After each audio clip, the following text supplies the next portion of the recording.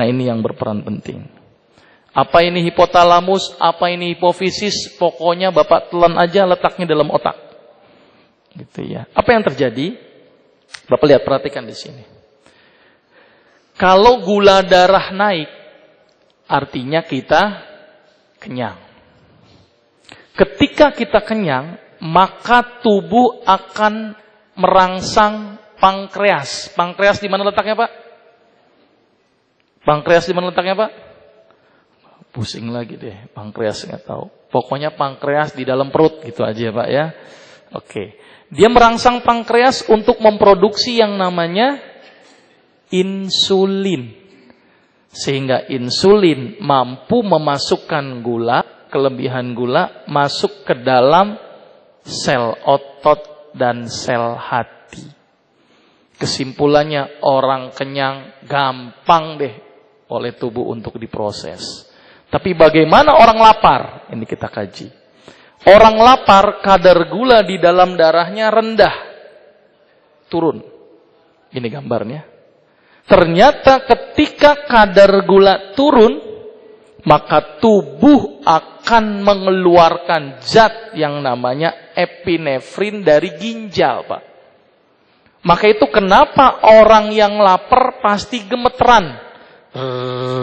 Keringet dingin. Gitu ya. Terus krusak-krusuk gitu ya, nggak bisa diem. Kenapa? Karena epinefrinnya keluar. Maka itu orang yang lapar sesungguhnya tidak mungkin ngantuk, Pak. Karena disibukkan dengan epinefrin ini. Makanya kalau ada bulan puasa dia kenyang, tapi dia ngantuk, jangan-jangan dia kenyang. Jangan-jangan gitu ya. Ternyata epinefrin ini, Pak, akan merangsang dua aspek.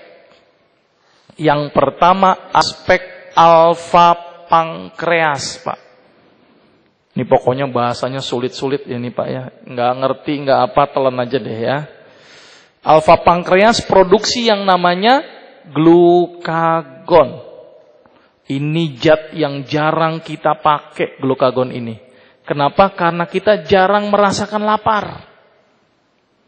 Glukagon ini, Pak, kekuatannya ini dari beberapa literatur yang saya baca, itu sekian mikrogram glukagon, kekuatannya itu hampir sama dengan 10 piring nasi. Maka itu Rasulullah itu pintar sekali. Ketika dia berperang, dia tidak akan sibuk dengan makanan untuk di dalam tubuhnya, karena Rasul tahu ketika dia lapar untuk mempersiapkan puasa, maka tubuh akan memproduksi glukagon, Pak. Jadi dia nggak akan merasakan lapar ketika dia berperang. Sedangkan orang kafir pikirin perang, mikirin makan, double-double. Makanya Rasul menang. Ini glukagon. Dan ini jarang sekali dipakai oleh tubuh karena kita tidak pernah merasakan lapar. Bagi orang yang jarang puasa, glukagonnya susah untuk keluar, Pak. Apa fungsi glukagon? Dia narik cadangan-cadangan yang simpennya di hati dan di otot. Maka itu kuat ketika puasa, harusnya. Kenapa ada yang tidak kuat? Nanti kita akan bahas. Epinefrin ini juga akan merangsang otak di sini. Di otak ini ada yang namanya hipotalamus. Di hipotalamus ada yang namanya hipofisis. Ini hipofisisnya. Hipofisis ini ketika lapar akan keluar yang namanya ACTH. Ini kayak orang kuliah deh pokoknya deh. Ya. ACTH ini, Pak, namanya adrenocorticotropic hormone. Dia akan merangsang ginjal dan ginjal akan produksi kortisol. Kortisol akan menormalkan gula. Ini kortisol. Ingat, Pak, kortisol. Bukan risol ya, Pak ya. Kalau bulan puasa ingatnya makanan mulu ini. Ya. Nah, ketika ACTH keluar, maka akan keluar juga STH. STH ini apa saja, Pak? Yang pertama, FSH dan LH. Apa ini FSH dan LH? Bahasanya pokoknya pusing deh. FSH dan LH ini adalah sejenis hormon yang berperan untuk pembentukan sel telur secara baik. Memperlancar siklus hormonal wanita secara baik. Maka itu kalau orang yang sulit punya anak, solusinya puasa. Karena FSH-nya keluar, LH-nya keluar dalam jumlah yang optimal. Maka itu ayam tadi, itu bertelur lagi setelah berpuasa. Karena kenapa? Karena FSH dan LH-nya keluar. Itu yang pertama. Yang kedua, ada nama hormon yang namanya growth hormone. Hormon apa ini? Hormon pertumbuhan. Maka itu kalau ada anggapan, anak-anak jangan puasa, nanti gak gede-gede, kurus kering. Salah, Pak. Malah anak diajarkan untuk berpuasa. Kalau perlu diajak sampai puasa deh. Itu ternyata akan merangsang growth hormone dan dia akan besar, Pak. Karena anak akan menjadi besar kalau tidak hanya dari makanan saja, tapi ada aspek yang namanya growth hormone. Jadi bagus ini kalau anak diajak puasa. Satu lagi yang dikeluarkan STH ini adalah TSH, thyroid stimulating hormone. Hormon apa ini? Hormon yang bikin kita semangat. Ini kalau sekarang ini nggak semangat-semangat, berarti TSH-nya nggak ada nih. Ya. Dan hormon inilah yang menyebabkan orang begitu semangat, metabolisme naik, terus kuat kondisinya. Maka itu Rasulullah ketika berperang, semangat sekali Rasulullah. Karena TSH-nya keluar. Terus kenapa nih dok, kalau ada orang yang bulan puasa, loyo, ngantukan, lemesan, tiduran. Masjid-masjid penuh sama orang-orang yang tidur. Mohon maaf yang tidur di masjid. Gitu ya. Kenapa ini dok? Berarti apa? Berarti TSH-nya tidak keluar. Kenapa dok tidak keluar? Karena mereka tidak pernah memikirkan ibadah. Yang mereka pikirkan apa? Di antara jam 12 sampai jam 6, nanti bukanya pakai apa? Kayaknya enakan pakai ini deh. Udah tuh langsung TSH nggak keluar. Yang keluar apa? Air liur, Pak. Penuh itu biasanya tuh. Itu kalau proses kita di otak kita berubah mikirin bukan ibadah, itu yang terjadi. Akibatnya apa? Lemes, loyo, ngantuk, tidak bersemangat. Karena TSH-nya tidak diproduksi. Maka itu Pak, puasa dilarang memikirkan apapun kecuali ibadah. Ibadah yang banyak. Kerja kita dipikirkan ibadah karena Allah. Salat kita benar-benar ibadah karena Allah. Nanti buka juga karena ibadah karena Allah, gitu ya. Ini yang cukup penting. Dan yang paling penting di sini adalah aspek ikhlasnya, Pak. Banyak orang yang puasa juga banyak yang tidak ikhlas, Pak. Ya, gua puasa, teman-teman puasa ikut puasa. Nggak enak dilihat mertua, masa nggak puasa-puasa. Nggak enak nih sama siapa, sama istri, nggak lihat harus puasa. Jadi kadang-kadang aspek ikhlas kita tidak ada. Saya sempat ditanya, dok, ikhlas tuh kayak gimana sih? Seperti apa sih perasaan ikhlas itu? Sederhana saya contohin. Ikhlas itu seperti kita buang air besar, Pak. Plung, los, gitu. Nah itu ikhlas, Pak. Jadi nggak berharap kembali itu kotorannya, Pak. Itu yang namanya ikhlas. Kira-kira ada nggak yang tidak ikhlas ketika buang air besar? Ikhlas semua, Pak? Itu ikhlas tuh kayak gitu tuh. Tapi ikhlas yang pakai ilmu sebaiknya. Karena setiap kotoran yang kita keluarkan di dalam tubuh itu adalah manifestasi yang ada di dalam tubuh kita. Saya sudah sampaikan ini tapi saya akan ulang lagi, mungkin ada yang belum dapat. Maka itu ketika kita buang air besar, lihat kotoran kita. Dilihat nggak Pak kotorannya Pak kalau buang air besar? Pak, dilihat nggak kotorannya kalau buang air besar? Itu saking ikhlasnya kali ya, nggak perlu dilihatin ya. Padahal itu harus dilihat Pak, harus dilihat karena itu manifestasi dalam tubuh kita. Apa yang dilihat? Warnanya Pak. Kalau ada kotoran kita keluar warna, jadi bahas kotoran sedikit tapi ini cukup penting. Kalau warnanya putih Pak, berarti bilirubinnya tidak ada. Kemungkinan besar dia kena masalah di hati.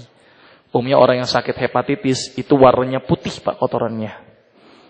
Kalau dia warna hijau, bukan warna hijau makan daun Pak, tapi semuanya hijau, jangan-jangan empedu kita bermasalah. Kalau dia berwarna hitam, berarti ada perdarahan di bagian pencernaan atas. Kalau dia berwarna merah, seperti warna merah darah, berarti ada perdarahan di dalam usus bagian bawah. Kalau dia warnanya ungu, nggak ada Pak. Itu yang terus-terusan warna lagi ya. Terus kemudian perhatikan bentuknya, ini juga penting. Bentuk yang paling benar harus seperti apa? Harus silinder bulat Pak, utuh pluk, harus begitu. Kalau seandainya ada yang bentuk kotak, bentuk segitiga, curiga ini anusnya bermasalah, gitu ya. Karena kadang-kadang ada anus yang operasi, itu kadang-kadang nggak benar tuh jahitnya jadi bentuknya segitiga.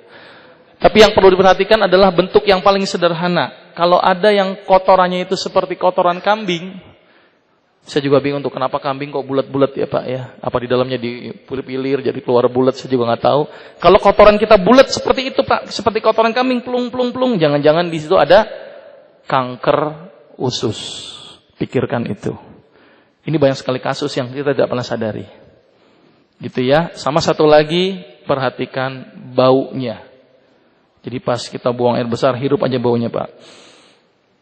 Kalau ternyata baunya seperti H2S, berarti itu baunya normal. Karena ada juga kotoran yang baunya harum. Ada.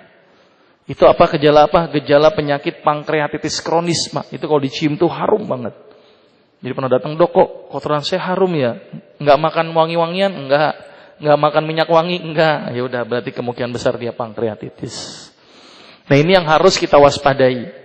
Ya, nah kembali lagi ke puasa. Bahwa puasa yang terbaik adalah harus ikhlas tadi. Maka TSH-nya keluar, FSH-nya keluar, growth hormonnya keluar. Satu lagi, prolaktin juga keluar.